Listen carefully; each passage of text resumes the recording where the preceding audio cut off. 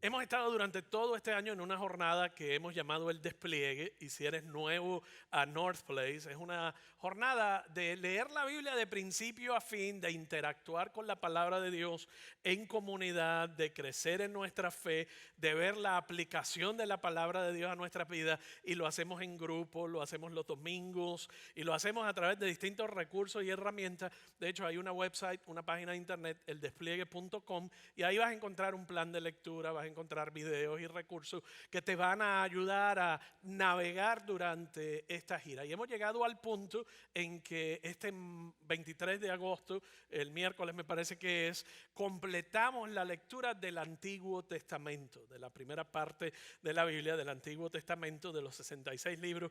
Hemos leído ya hasta el final del Antiguo Testamento. En orden cronológico terminamos con el libro de Crónicas, segunda de Crónicas, y eso terminamos este 23, y el 24 comenzamos con el libro de Mateo en el Nuevo Testamento. En las últimas 2 semanas Rubén estuvo llevándonos a través de una serie del libro de Malaquías, uno de los profetas menores del Antiguo Testamento. De hecho, es el último libro en el Antiguo Testamento, y son 6 quejas de parte acerca de Dios y su respuesta a ella. Y quiero darle de nuevo las gracias a Rubén por haber hecho un trabajo excelente teológicamente, didácticamente, y la forma en cómo expones el material. Gracias por hacer un trabajo excelente, Rubén. Siempre se prepara y siempre nos deja un manjar, y disfruté de él en el Caribe, así que mejor todavía. Pero fue una gran oportunidad de tener a Rubén acá participando de esta serie de enseñanzas del libro de Malaquías. Si te lo perdiste, te invito a que vayas a la página de northplace.com y ahí vas a encontrar esa serie de 2 semanas.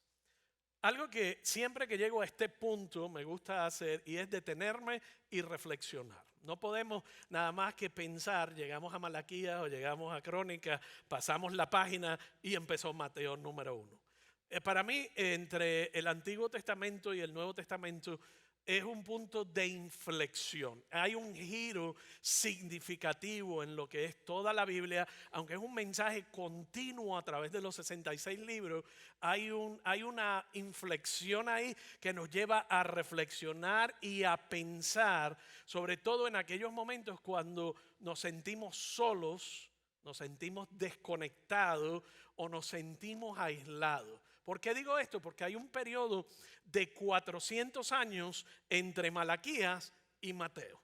Hay un periodo intertestamental que le llaman el periodo de silencio. Y pasaron 400 años sin que hubiese una voz profética. Pasaron 400 años sin que Dios le hablara a su pueblo de una forma nueva, como lo había estado haciendo por 2000 años.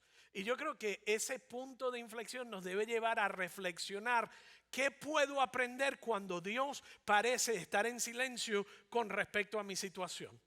Cuando en mi matrimonio Dios no parece responder. Cuando en la relación con mis hijos Dios no parece responder. Cuando estoy en un trabajo y no parece que Dios está contestando, y parece que voy caminando solo en esta temporada de transición. Y eso es lo que nos enseña esa página en blanco.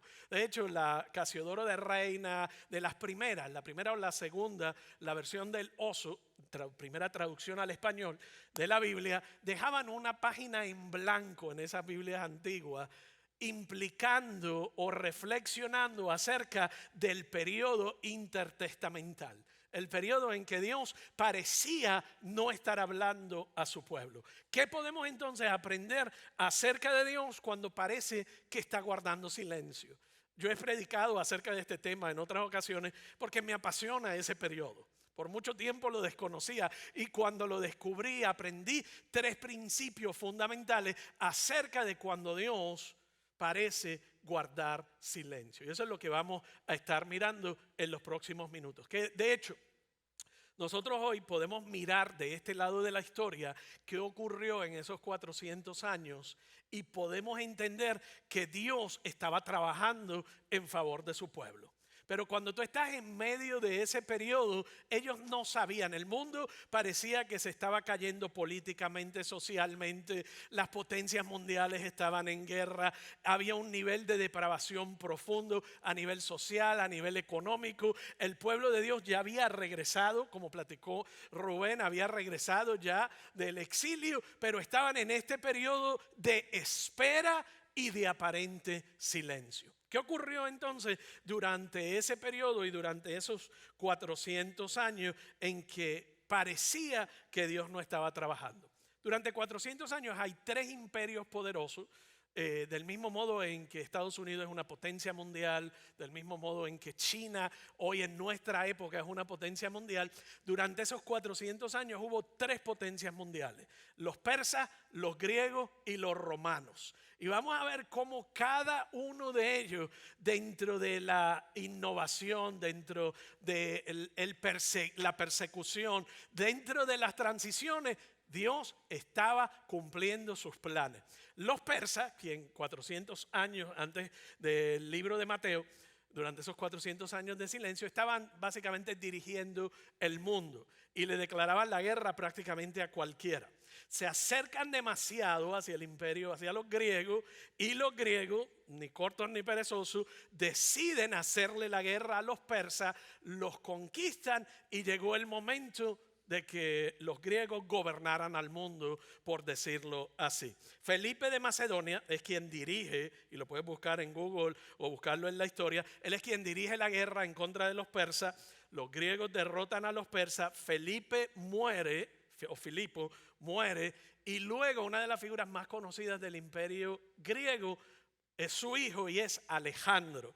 Alejandro lo conocemos más por Alejandro Magno. ¿Por qué? Porque empezó a gobernar a los 20 años, murió a los 32 y en ese periodo de 20 a 32 años él expandió el territorio griego de una manera impresionante, de una manera increíble, y era el momento de los griegos de gobernar. Porque eso es importante con relación a la historia bíblica. Porque eso es importante en la historia griega con relación a nosotros. Pasaron dos cosas importantes durante la gobernación del imperio griego. Número uno, todo el mundo hablaba un poquito de griego. Era como decir hoy, ¿cuál es el idioma internacional de los negocios? Todo el mundo habla un poquito de inglés. Medio mal masticado, pero todo el mundo. Usted va a otro país que no es el suyo y lo primero que trata de hablar es inglés. Así era en esa época, todo el mundo hablaba un poquito de griego. Eso es lo primero. Desde la Torre de Babel hasta el imperio griego no había habido unificación de lenguaje. Todo el mundo hablaba lo suyo, pero durante ese periodo había un lenguaje común. ¿Qué nos da la oportunidad de ese lenguaje común? El segundo evento importante que ocurre durante el periodo de los griegos. La Biblia del Antiguo Testamento, la Biblia conocida hasta ese momento, es traducida del hebreo al griego. ¿Usted va conmigo hasta aquí? La Biblia había sido escrita en hebreo. El pueblo de Dios conocía acerca de Dios, conocía y podía leer la Biblia, pero los griegos se fijaron en esta colección de libros y dijeron, esto parece un libro de leyes, porque incluía leyes, incluía recuentos, incluía principios de sabiduría. Y los griegos dijeron, queremos incluirla en nuestras bibliotecas. Traducen el Antiguo Testamento al griego, lo que implica que ahora la Biblia estaba disponible para todo el mundo conocido. Las élites pensantes, las universidades, todos los puntos importantes, los polos importantes, tenían acceso a la palabra de Dios. Pero ahí no se queda la historia. Luego de eso, luego de los griegos, Alejandro Magno en 12 años conquista, trabaja, viene la traducción. Formas comunes de pensar inclusive se van desarrollando a través del mundo conocido, y en el 200 años antes de Cristo ahí es que se traduce el Antiguo Testamento. Pero 63 años antes de Cristo, ahí tú tienes ya los romanos. Si tú empiezas a leer el Nuevo Testamento, te encuentras con el poder romano. Los romanos derrotan a los griegos y ahora son la fuerza imperial poderosa. ¿Qué ocurre con los romanos? Hay dos puntos importantes en la historia. Hay muchos más, pero te voy a contar solo dos.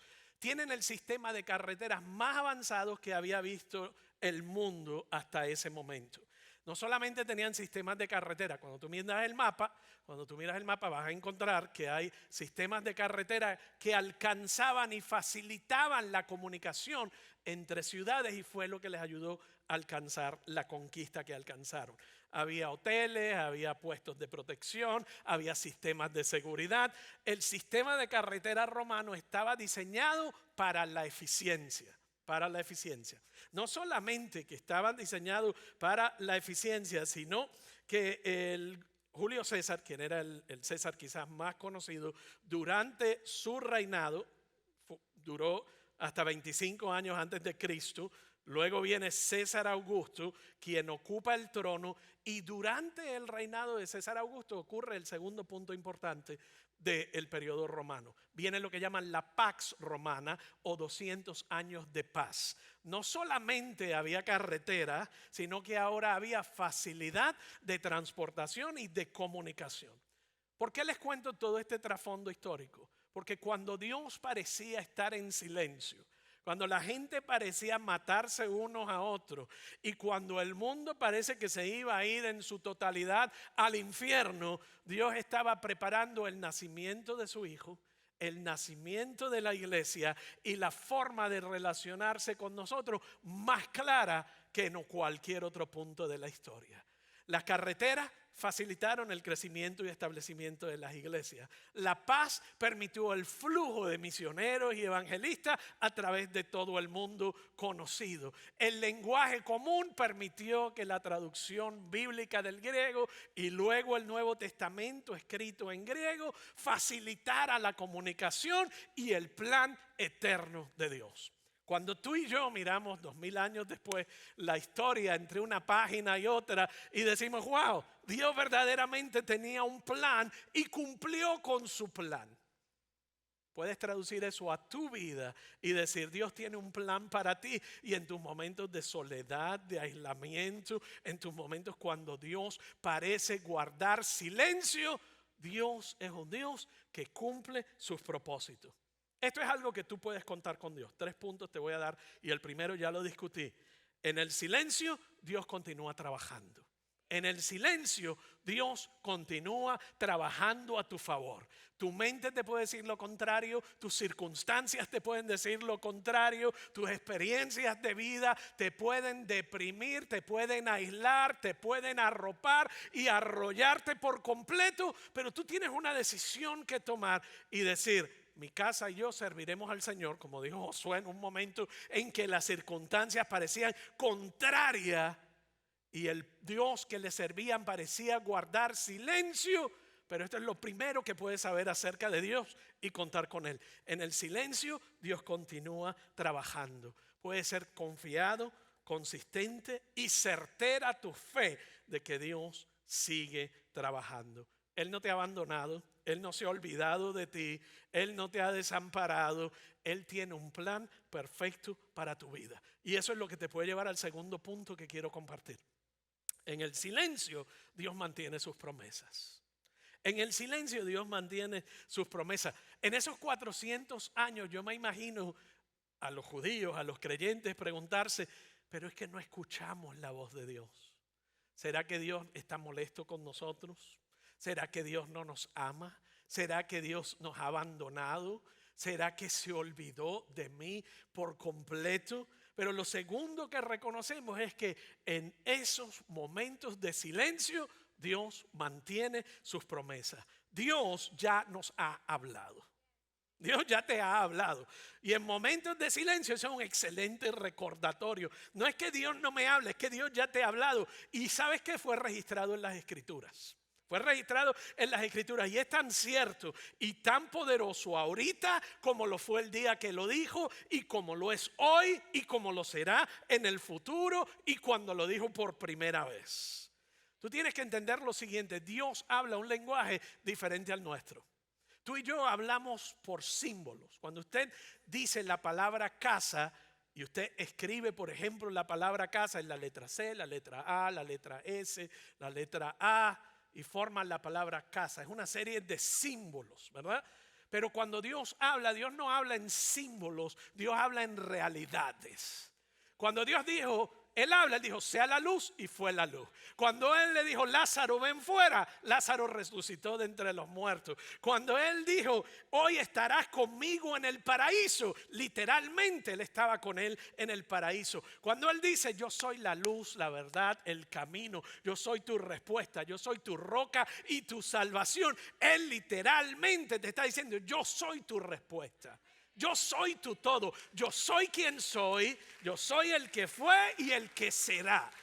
Dios habla en realidades, nosotros hablamos en símbolos y muchas veces confundimos cómo Dios nos habla y pensamos que habla igual que nosotros.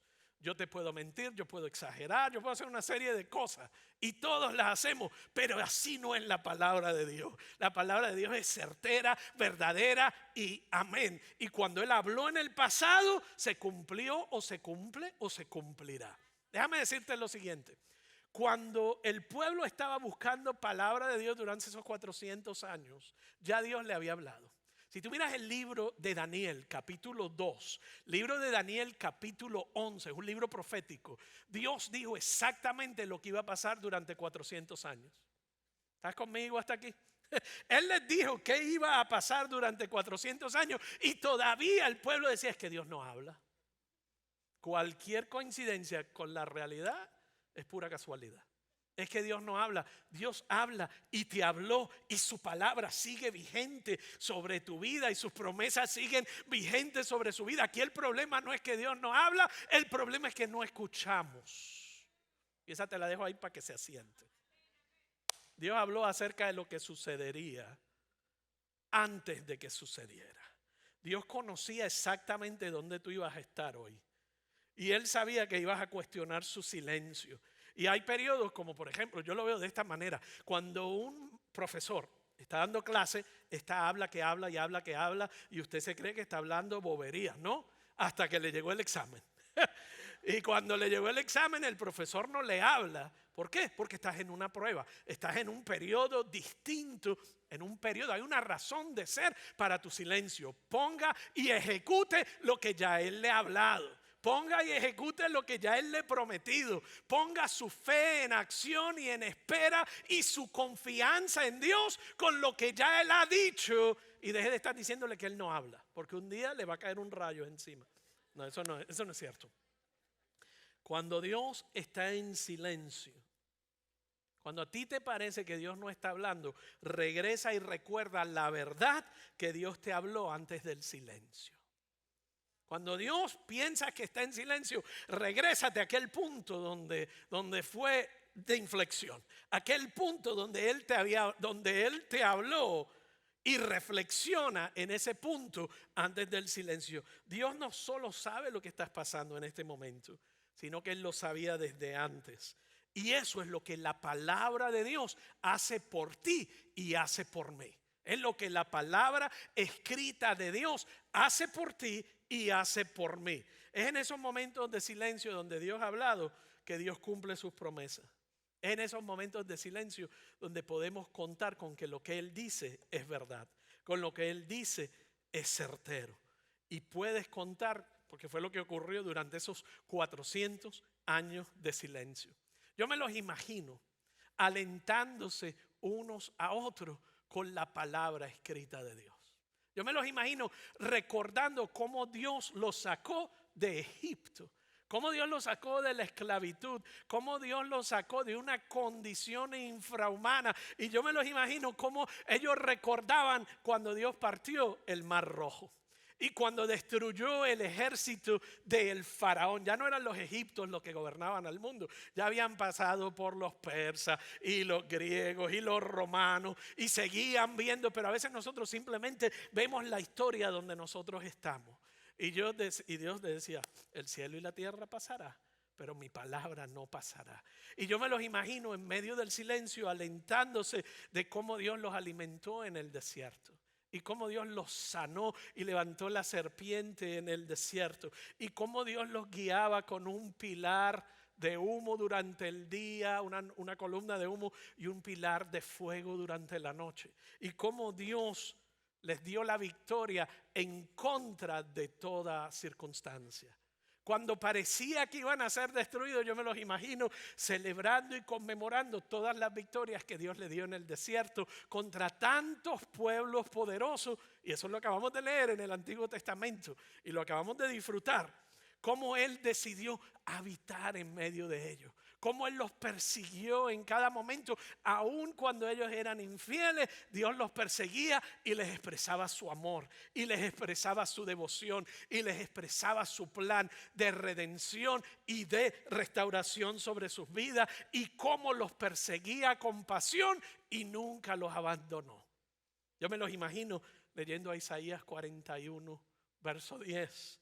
Así que no temas, porque yo estoy contigo. Ni te angusties, porque yo soy tu Dios. Te fortaleceré y te ayudaré. Te sostendré con la diestra de mi justicia. O leían Jeremías 29:11. Pues yo sé los planes que tengo para ustedes, dice el Señor. Son planes para lo bueno y no para lo malo. Para darte un futuro y una esperanza. Ellos sabían, siempre que recordaban la palabra escrita de Dios, que Dios era un Dios que hablaba y cumplía.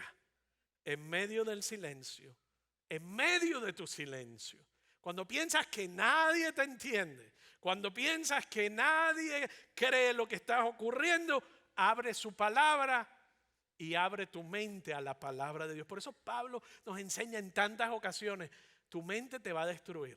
Tu circunstancia, cuando te metes en tu mente, tus emociones y tus circunstancias, te vas a volver todo un espagueti y no vas a poder salir de ahí y te crees que el mundo va a colapsar. Y Dios sigue sentadito en su trono y te dice, renueva tu mente con mi palabra. Renueva tu mente con mi palabra, porque te voy a sacar. Tus emociones van y vienen, pero mi palabra permanece. Tu experiencia y cuando te lastimaron y te dolieron y te abandonaron, va y viene, pero mi palabra permanece. Mis planes para ti permanece. Mi victoria sobre tu vida permanece. El poder de la resurrección que estuvo en Cristo es el mismo que está en ti, y tu historia termina en victoria y no en derrota. Su plan permanece. Pero ¿qué hacemos nosotros? Nos metemos en nuestro ranchito de emociones y nos comemos por dentro. Miserables, miserables, miserables. Y si encontramos a alguien que llore con nosotros y que tampoco escuche la voz de Dios, olvídese que hacemos fiesta hasta que nos comemos el alma. Ya no nos queda nada y tristes y muertos y acongojados. No, pero yo soy cristiano. Tengo a Dios ahí como seguro de vida por si acaso es que existe el infierno y para una eternidad. Pero Él dice, yo vine a renovar todo. Yo vine a restaurar todo. Di mi vida para que el cosmos, para que el mundo, para que tus relaciones, para que tus emociones, para que tu cuerpo, para que tu alma, para que tu espíritu sea restaurado, renovado y tenga vida y vida en abundancia. Pero ¿qué hacemos nosotros? No quiero la palabra. Es que Dios no me habla. Es que necesito que alguien me dé una profecía. Y Dios habla a través de personas proféticas, con el don profético. Yo creo en eso. Pero también creo que ya Dios te habló de la forma más certera, precisa, convincente y que penetra tu corazón y hasta el tuétano de tus huesos para traer transformación y revivir ese valle de huesos secos. Por eso Pablo a la iglesia en Roma, en uno de los momentos más difíciles, le dijo, ahora bien, en el capítulo 8 de Romanos, usted conoce este verso. Sabemos que Dios dispone todas las cosas para el bien de quienes lo aman, los que han sido llamados de acuerdo a su propósito. Sin embargo, en todo esto somos más que vencedores por medio de aquel que nos amó. Más que vencedores. Somos, en el griego es upernicao, y esa es otra prédica, pero significa que usted destruye a su enemigo, que usted destroza a su enemigo, que lo hace estallar en pedacitos. Eso significa más que vencedores en resumen. Y entonces, ¿qué dice? Pues estoy convencido de que ni la muerte, ni la vida, ni la depresión, ni la soledad, ni la tristeza, ni los demonios, ni el abandono, ni nada, ni nadie, ni ángeles, ni demonios, ni lo presente, ni lo porvenir, ni los poderes, ni lo alto, ni lo profundo, ni cosa alguna en toda la creación podrá apartarnos del amor de Dios. El que ha sido manifestado en Cristo Jesús nuestro Señor. Esto no es palabra de motivación, eso es palabra de Dios. y su palabra es verdadera. Entonces dime tú, o te agarra de lo pasajero y de tu circunstancia y te carcomes y te pudre en tu propio interior, o tú dices, yo voy a escoger el Dios de vida.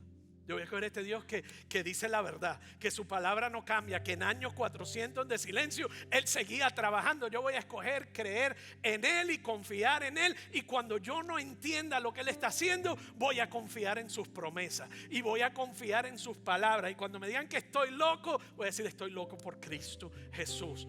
Pero Él fue el único que murió por ti y por mí, y el único que trae vida y trae restauración. Si no, te vas a lo que escribió Juan en Apocalipsis 21, 4 al 5. Porque va a llegar un momento y va a llegar el día en el cual Él les enjugará toda lágrima de los ojos. Y ya no habrá muerte, ni llanto, ni lamento, ni dolor, porque las primeras cosas han dejado de existir. Y el que estaba sentado en el trono dijo, yo hago todas las cosas nuevas. Yo hago nuevas todas las cosas. Todo lo que está quebrado y roto en tu vida y en tu situación, Él vino a hacerlo nuevo. Él vino a restaurar nuestra relación con Él. Él vino a restaurar tu relación propia contigo. Él vino a restaurar la relación con los demás. Él vino a restaurar el orden mundial por un nuevo reino y sustituir lo que está quebrado y dañado. Y Él dijo, yo lo voy a sustituir todo. ¿Por qué te ajoras tanto? ¿Por qué te preocupas tanto? Mi plan está completado. Cuando Él dijo, consumado es, ya Él lo había completado todo.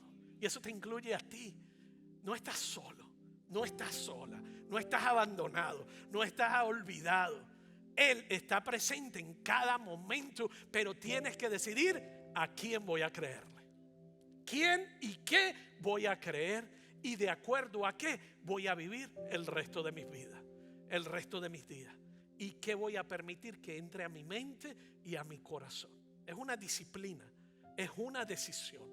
Para cuando lleguen esos momentos, ya tú tienes la disciplina y la decisión. Eso no es algo que se decide en ese momento. En ese momento es muy tarde, como muchas otras cosas.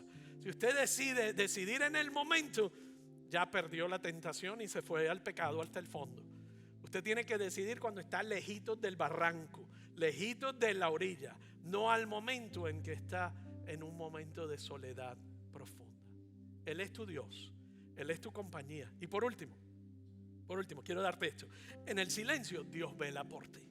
Cuando más solo y sola te crees que estás, Él vela por ti. Hay un hombre en el Antiguo Testamento, hay un libro, de hecho se piensa que es el libro que fue el más antiguo que se escribió, el libro de Job. Y Job era un hombre de negocios, perdió su empresa, se le murieron los empleados, se le murieron los hijos, se le murió la esposa, perdió todos los recursos que tenía que le ayudaban a dirigir su empresa.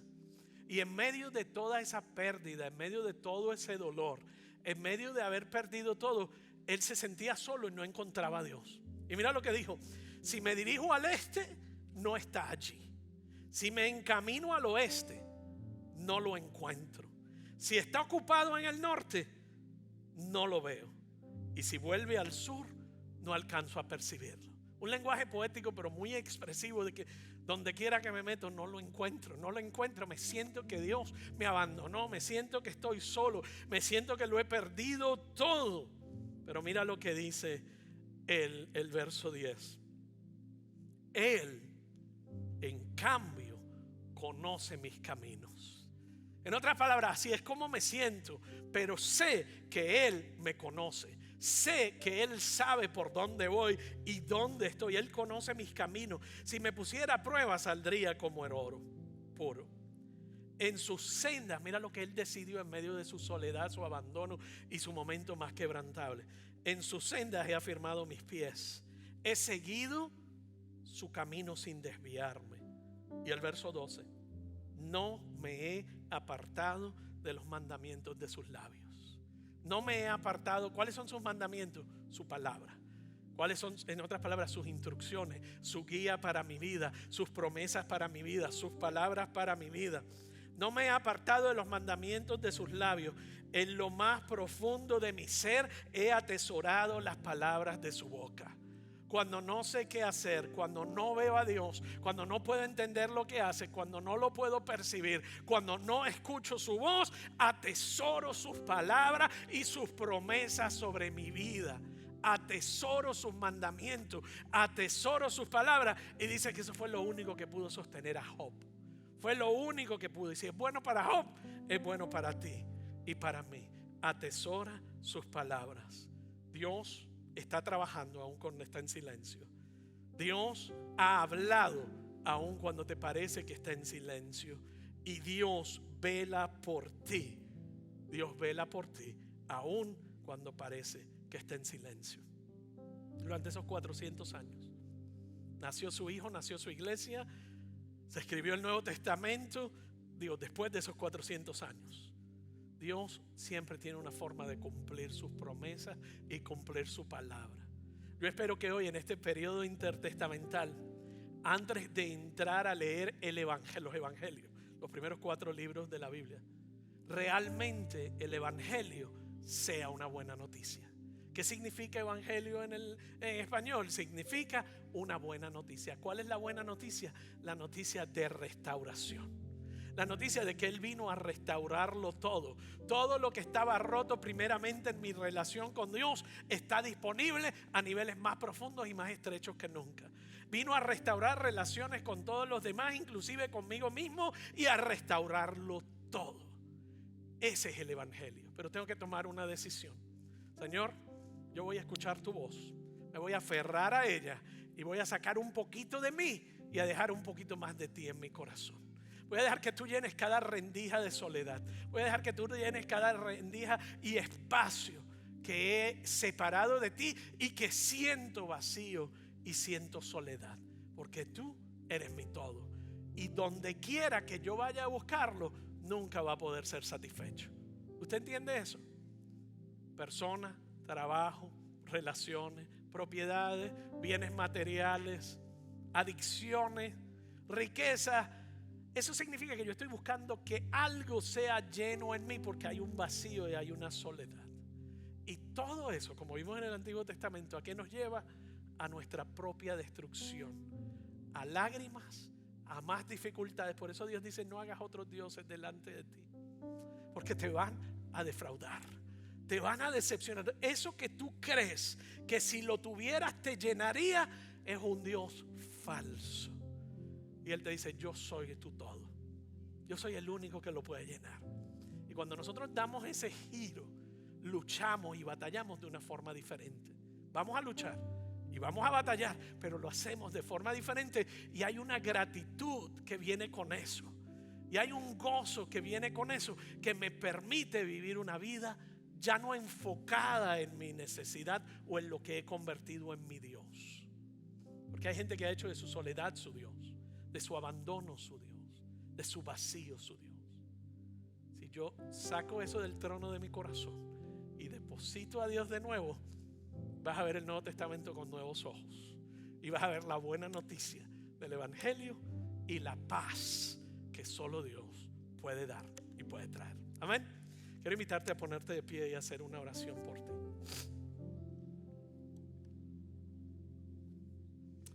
Gracias, Señor, por tus promesas. Gracias, Señor, por tu palabra. Gracias porque se cumple tu palabra y tus promesas. Gracias porque nos enseñas que no estamos solos. Y hoy mi oración es que tu Espíritu Santo toque cada corazón que se siente solo, abandonado, marginado, triste, rechazado, que se siente caminando en este silencio y en esta espera y en este lugar oscuro, en estos momentos de transición quizás que nos hacen sentir que no escuchamos tu palabra.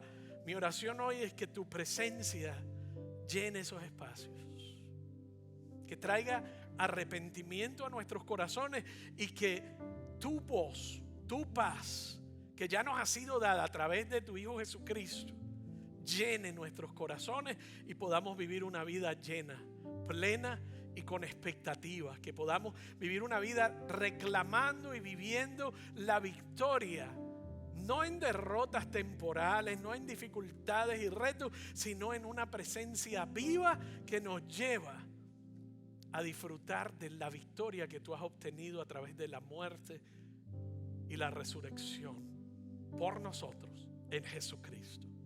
Bendícelos, guárdalos, cuídalos y susténtalos en el nombre de Jesús. Amén y amén. Dios les bendiga.